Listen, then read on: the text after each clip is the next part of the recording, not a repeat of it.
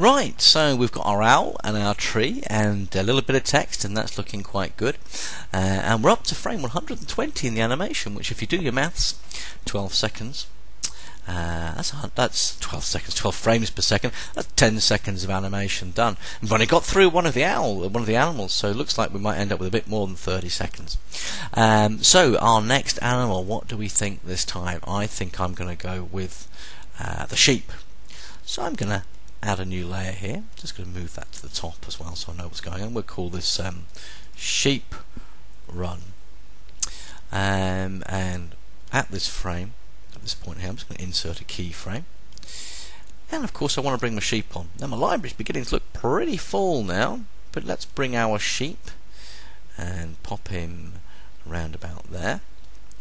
And I think we'll just move him off the screen. Or do we have him on? No, let's have him off the screen.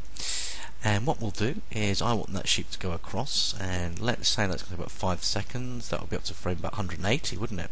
Mind you, we said we're going to, let's make him go a bit quicker. Frame 170. Let's insert a keyframe.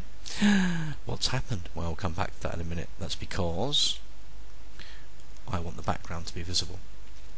So we'll insert a keyframe there.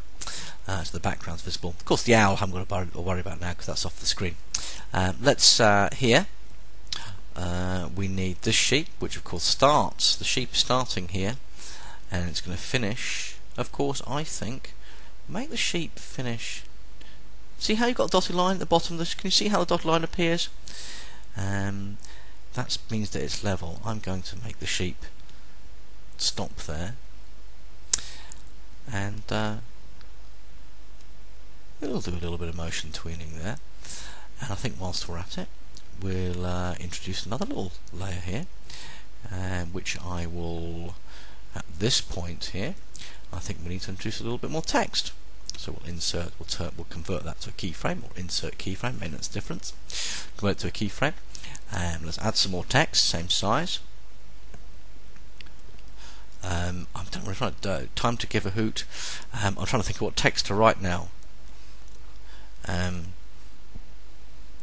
Please, care for sheep. I don't know what on earth I'm writing, but I do know that what I can do is move that down. Please care for sheep. I've no idea where that came from, but I'll tell you what. Why don't we do another timeline effect transition? I think on that one, and I'm going to make that do just fade as well. And there we go. Anyway, press OK.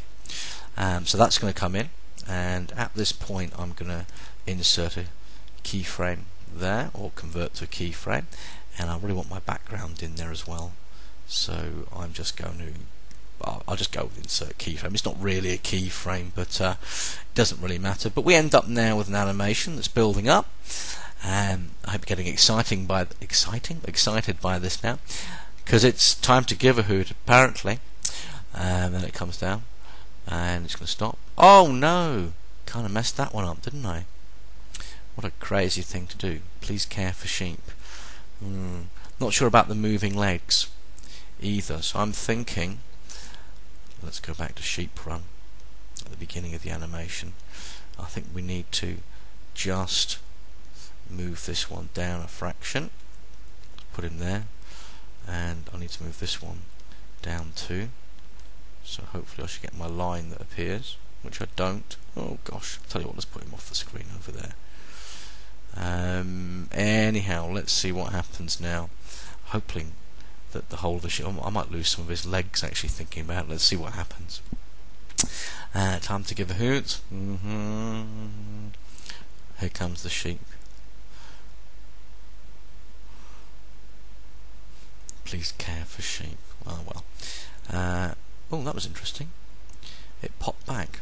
Why did the sheep pop back? Oh, that's because for some reason I decided not to have him. There we go, move him over there. So yes, that's all we're doing really for this one. That's our second animation. I'm going to stop it. Why don't you have a crack at adding in another animal and adding some more text to appear? Okay, off you go.